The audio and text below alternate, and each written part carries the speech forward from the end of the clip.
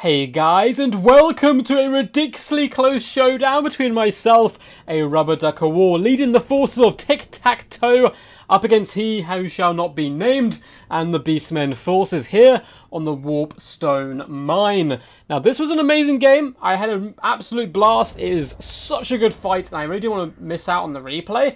Unfortunately, my opponent was like super rude in chat, so I didn't really want to give him the time of day, so I'm not going to be showing his name or any of that stuff.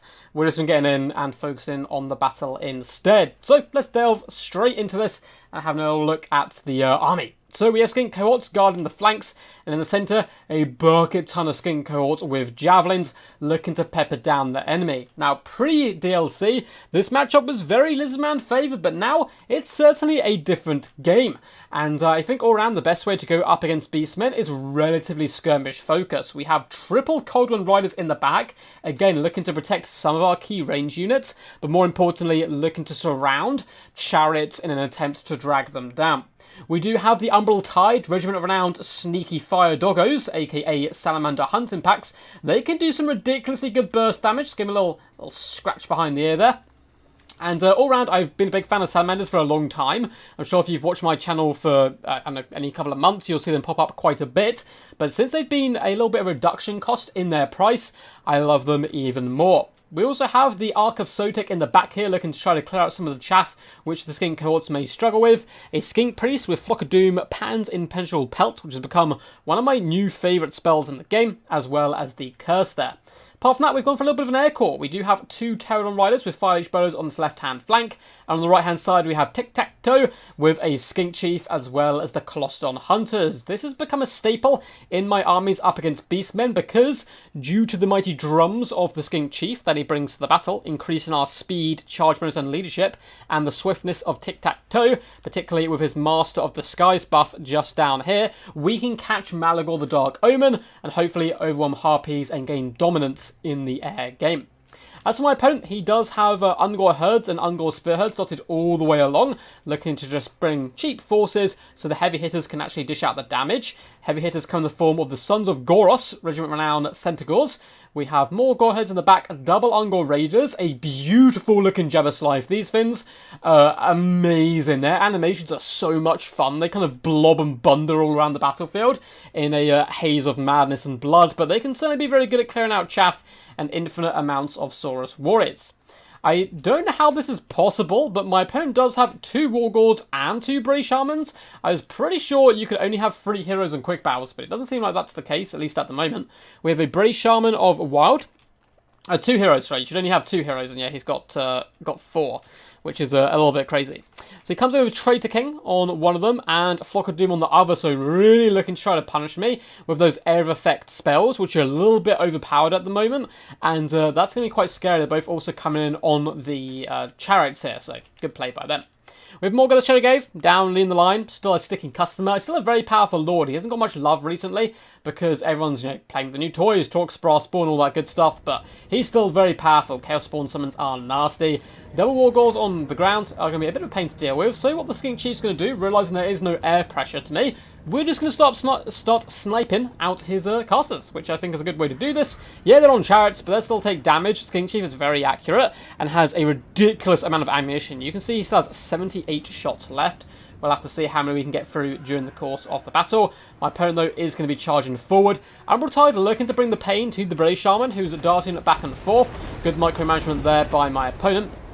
Pterodon Riders, I'm actually just looking to beat down the Ungor Herds in the front line at the moment with the Fire Leech shots. It's not very cost effective, but I want to clear out as much chaff as possible to allow time for the Umbral Tide to really kite and all that good stuff.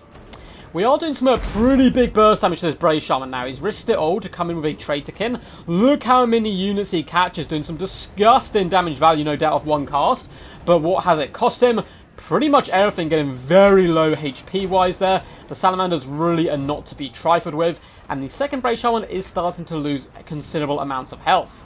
Skink Cohorts thrown in javelins. We're going to be pulling back with some of them, and other ones are going to be sticking and fighting. We're looking to surround this Wargor as well with the Cold One Spear Riders, and down that Bray Shaman goes, or at least it flees. A lot of the trees are saving him from some of the shots from the Umbral Tide, but despite that, they're doing massive damage. The Ark of Sotek crushes this left flank. Look at this sneaky little snake slipping around the ground. That is such a cool animation. I've never seen that before. I didn't realise they did that. That's pretty damn cool. So my opponent has formed a really scary just fist of fury in the middle here and punched through my lines. You can see skinks are falling back in all directions. Likewise are the Cold One Riders. Umbral Tide have turned though, and at the moment they are shooting into the Sons of Goros. They're one of the biggest threats to my build, being quite swift and fast. So we're going to have to get in there and down and dirty with the Cold One Riders. But the Brave Shaman's fighting, who's a considerable melee combatant at the moment. We are going to come in with a Pan's Impenetrable Pelt to try to buff us up where possible, and at least keep us alive. Umbral Tide have decided to switch focus on to the scary Jabba Slife, and I don't believe it has a weakness to fire damage, but it might as well with the amount of damage the Umbral Tide are doing. Big Flock of Doom comes down, catching out a ton of my troops. Arcosotek, though, still well and truly alive. And in come the Colossal Hunters, looking to surround the beast with a billion names. And it's doing a good job so far. We're going to be popping in with the Toad Rage, which does not rampage now if you're above a certain threshold of HP, which we are. And the Jabba Slife is really getting ripped to shreds, man. The Riptidactyl Riders are certainly no joke, particularly the ROR version. Chaos Spawn have been summoned, so what we're going to do is the only sensible thing, and run away. Umbral Tide are going to simply pull back. No need to fight the Chaos Spawn. They're a summon, they will disappear, and it's like they were never there. In the distance, we have bombed down onto the Ungol Raiders with Skink Cohorts, which actually dived them as well with some Pterodons. That went very poorly for the Pterodons, unfortunately, and we're going to be trying to fly back into the main fight. Balance power is certainly against us, but again, Beastmen seem to love the balance power. It is always in their favour, at least if they start getting their arse whooped, and that's just what's happened to this Brave Shaman. Gary, unfortunately, is a little bit isolated and alone at the moment. Skink Chief has been a pest, though. He's been hunted down this Brave Shaman all day. Down now to 50 ammunition, so still plenty left in the tank.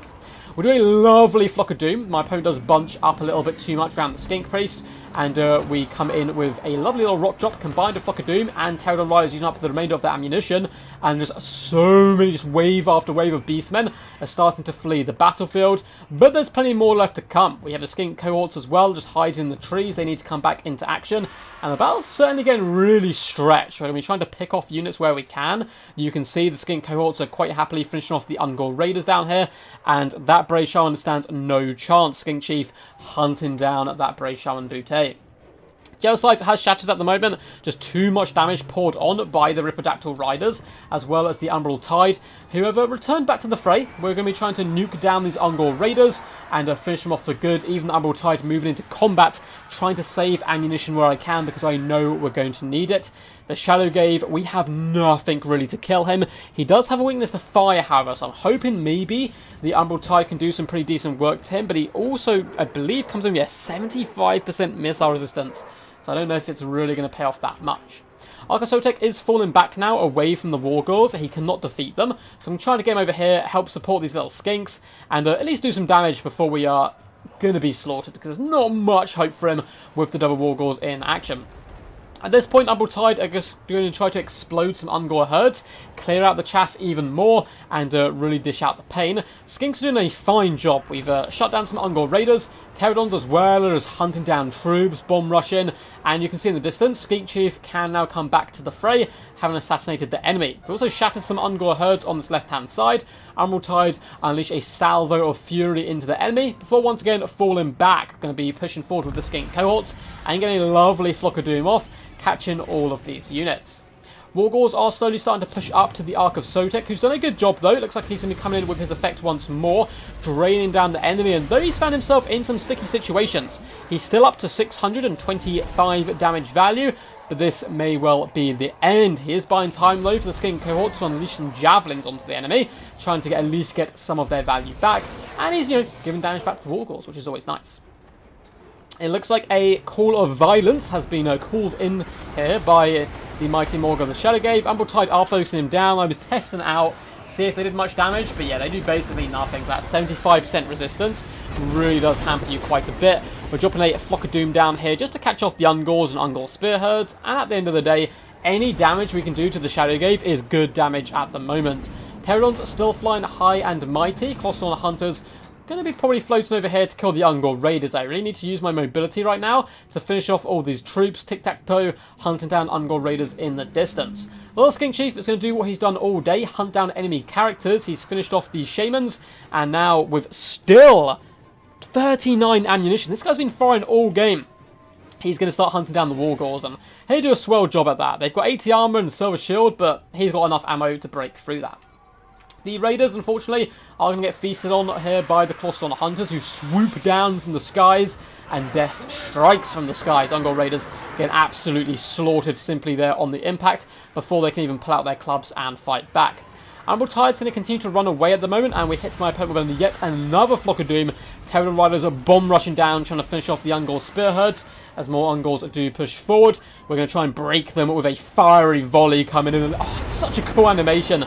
Ungol Raiders exploding in puffs of glorious flame. They do just about hold on, but the Skink Chief gets in there with his club, and that might be enough to break them here. It is. And that's all we're trying to do. Isolate units, break them, and chase them off the battlefield. Tic-Tac-Toe has chased those guys to the edge of the world. He really does need to come back and help out in the main fight.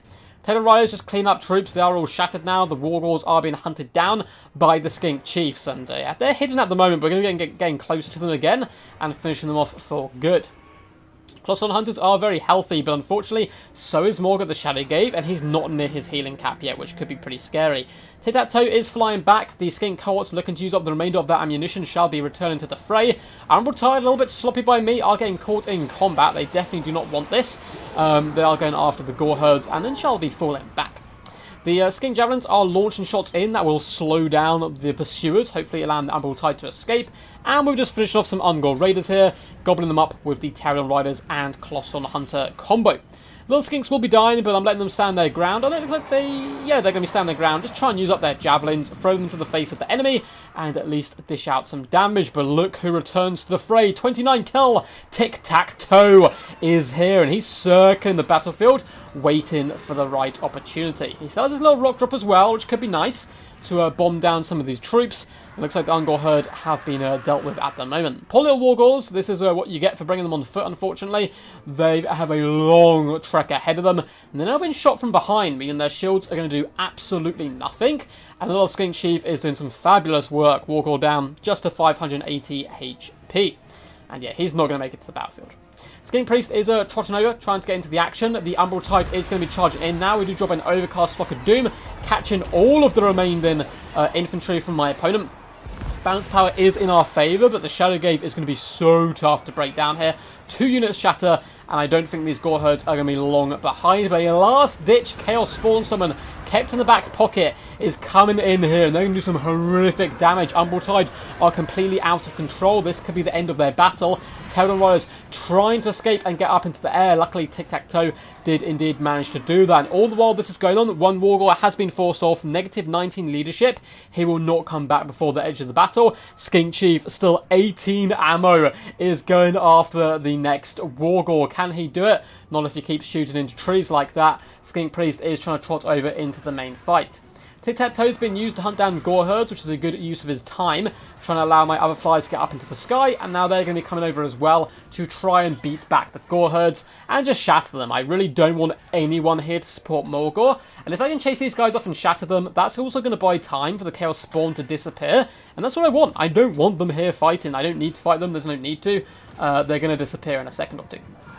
Tic-Tac-Toe swoops down up to 33 kills with some lovely animations. Unfortunately, basically no damage value. He's been hunting down units on the periphery of the battlefield, but he's going to have to up his game and come toe-to-toe with Morgor in the later stages if I want to hope of winning. So we do decide to abandon this pursuit of the Gore herds. I'm going to be coming in for a little bit of an alpha strike. I don't feel like they're going to be able to make it back to the battlefield in time to really affect anything. Pterodons are also coming over to swoop in, and the little Skink Chief who dreams, my god, he's been putting in a shift today up in the sky. I love Skink Chiefs on Pterodons in this matchup. You've got to be a lot more careful now because of Malagor and Harpies and Manticores in the sky, but with the Colossus Hunters and Tic-Tac-Toe escort team, he can certainly do some pretty decent work.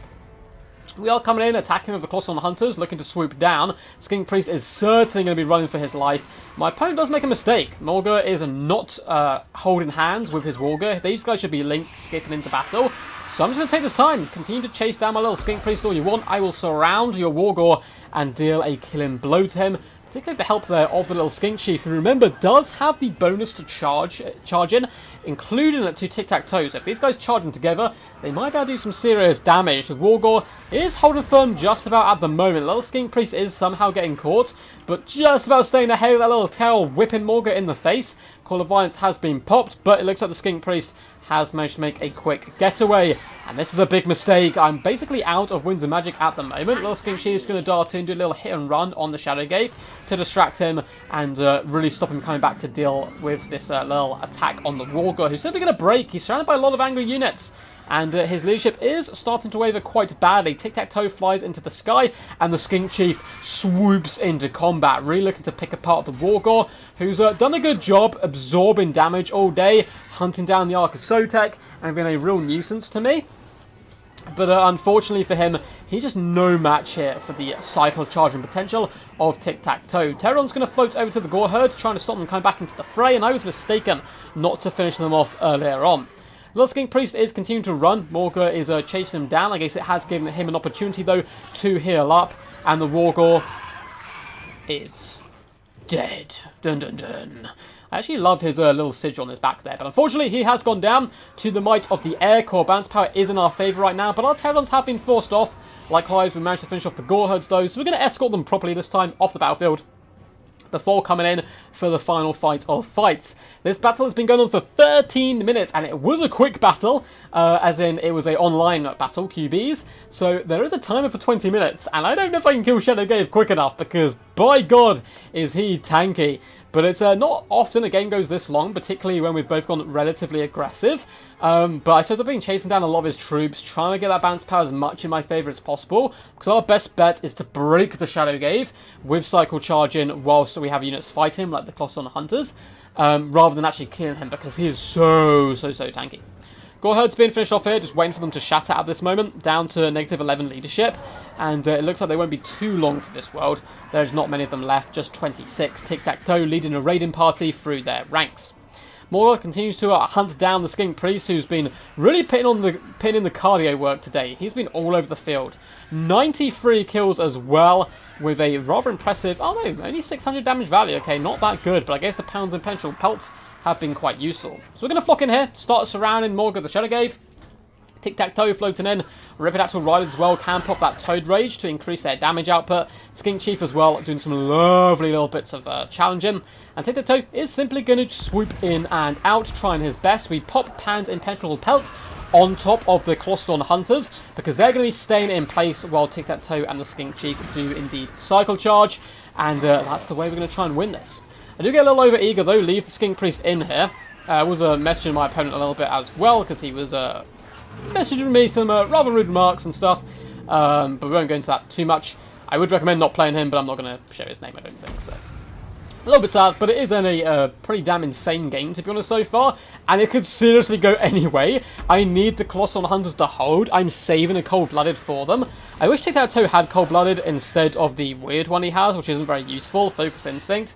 But we have Cold-Blooded on the Skink Chief, and I need the Closson Hunters to hold here, because that's what's going to allow my other units to cycle. Otherwise, we have to stay and fight, which isn't good news for us.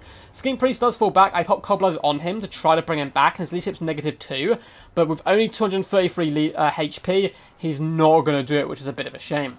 Closson Hunters have started to rampage a little bit, but Morga the Shadow Gave starting to actually take some considerable damage. There's still 3 Hunters here doing some good work, and you can see Tic-Tac-Toe swooping up in the skies and bombing back down, really trying to stick it to Morga the Shadow Gave where possible. We're going to fast forward a little bit, because as you can see, this is going to be the battle for a while. Just cycle charge where possible. Unfortunately, they do go up into the sky sometime, the Hunters there, which they do. I have to like reattach them to attack him. But Morga Shadow Gave continue to get cycle charge to doom here. Cold-Blooded is popped here on our glorious Closson Hunters, and we're trying our best. We are fighting in the trees at the moment, which obviously isn't good for us being large combatants, but we're really trying to give it our best go, drag him down. His HP is getting scary low at the moment, but nearly the Hunters are gone, and I do try to follow all tournament rules, even when I'm playing in quick battles and stuff. So as soon as these guys go, I do decide to stand and fight with Tic-Tac-Toe and the Skink Chief. just regardless. And it looks like Morgan the Shadow Gave, though, his leadership's getting desperately dire situation. And his leadership's low, his HP's low, Tic-Tac-Toe continue to cycle charge. We have one Colossal Hunter left, trying his little heart out, and Skink Chief as well. And in we come for the final confrontation. Now that he has gone down, I decided, you know what, we're just going to stick it out and fight in hand-to-hand combat and really try to give it our best. Skink Chief goes down and breaks, but at the same time, so does the Shadow Gave. Tic-Tac-Toe screams victorious. Hope you guys enjoyed that one. Honestly, well played to my opponent. He played a really good game. It was just a shame that he kind of sullied it with his attitude and stuff. But played really well. Had a lot of potential in his gameplay, and I thought it was a good, fun battle. So I still wanted to showcase it for you guys. And just a reminder to any of my viewers, please be kind to people on quick battles. Otherwise, it really does push people away from the multiplayer scene, and I'd much rather the community grow than diminish, and that will happen if people are really rude to each other, particularly to new players, because they think, well, it's a hard enough game anyway to get in and learn that it's not worth, if people are just being rude. But luckily, the majority of the community does seem to be pretty damn lovely, and I had a great time meeting so many new players at the moment because of this DLC. We will get into the damage dealt and damage value of all our units in just a second, including the legendary Tic-Tac-Toe. But if you guys enjoyed this, please do leave a thumbs up underneath the video, as well as a comment. You can comment on, simply yell quack at me, say hello, say goodbye, do pretty much whatever. Comment what you thought of the battle, who was your MVP, what did you think of the scrap all round, and what is your favourite units from the DLC at the moment here on showcasing some of the new Lizardmen stuff and some of the new Beastmen. Although we did go pretty old school, nothing here was actually a new unit, but some of it has been changed, buffed, and all that good stuff. There are links down... Oh, feel free to subscribe as well. I should probably say that. It's kind of my job. There's also links down below in the description to my Patreon if you'd like to support the channel, as well as my Discord where you can submit replays, chill, have a load of cool people, get involved with events and stuff I host. I haven't been live streaming as much as I want to recently, but that will be changing, particularly in about a month's time. I'm going to be dropping a day from my day job, dropping a shift, so I have an extra day to stream, which I'm actually really, really looking forward to. On to the good stuff though. Tic-Tac-Toe, 39 kills, 732 damage value, still a damp lettuce. He's, not great still, but he's very cheap. He is very cheap. So actually, he wasn't that far of pain for himself. He's hard to assassinate. Good answer as well to Malagor, and units like Mazdamundi aren't necessarily as good anymore as they once were in this matchup, because the Beastmen have a lot more tools to deal with large creatures, so going like something like Tic-Tac-Toe could end up becoming slightly meta in this matchup. Skink Priest did a good job, mainly just distracting the Shadow Gave, but some really nice Flock of Dooms as well, breaking up my opponent. Skink Chief used up all his ammunition, which is quite frankly ridiculous, and got 1,564 damage value, was the reason we won this game. He is my MVP. Finishing off both Wargors, finishing off the Brave Shamans, beautiful display by him, helping drag down Morgor at the end. Little Skinkies died, that's what their job was today unfortunately, and they fulfilled it. And the Cavalry also fared quite poorly, just pinning its life on the line, but it bought time for the Umbral Tide and the Pterodons to really go around their butcher's work. Colossal Hunters are a close second MVP. 3,070 damage value is a little bit ridiculous. 123 kills, 15k damage dealt. Beautiful work there by these bad boys. The Fire Explorers, though not the most insane damage value, 600 as well as 899, 84 and 190 kills was necessary. We had to clear out the chaff. It allowed me to surround and beat down the single entities and character spam of my opponent here. Arcosotic, 739 damage value, 1.5 on the Umbral Tide, and though they were caught at multiple times, were crucial in taking down one of the Shamans as well as the big beastie, the Jabberlife. As for Morgan the Shadow Gave, not bad at all, 2,133 damage value, still a very powerful lord. I like him in quite a few matchups. Wargors unfortunately struggled, bringing them on foot is a big mistake. They definitely perform best on their chariot. The Brave Shamans did pretty good, though they were sniped out early. They still got off quite a few spells, 672 and 868 damage value, not bad whatsoever. Ungors simply died. They did get some decent kills on Skinks, but really couldn't hang with the more elite troops in my build, and the Ungor Raiders just got slaughtered in the back pocket. So Zagoras, 527 damage value, but were just lit up by the Umbral Tide and a bit of a drive-by on them, and some massive work, and likewise the Jabberlife didn't pay for itself for a similar reason. It started doing pretty good damage, 41 kills, 748 damage value, but then it really did bite the bullet when those Ripidactyl Riders came down, swarmed it from behind, and it was a little bit isolated there, and the rest of the Ungors struggling as well. Hope you guys enjoyed this one. Until next time, peace, peace. And as always, stay awesome.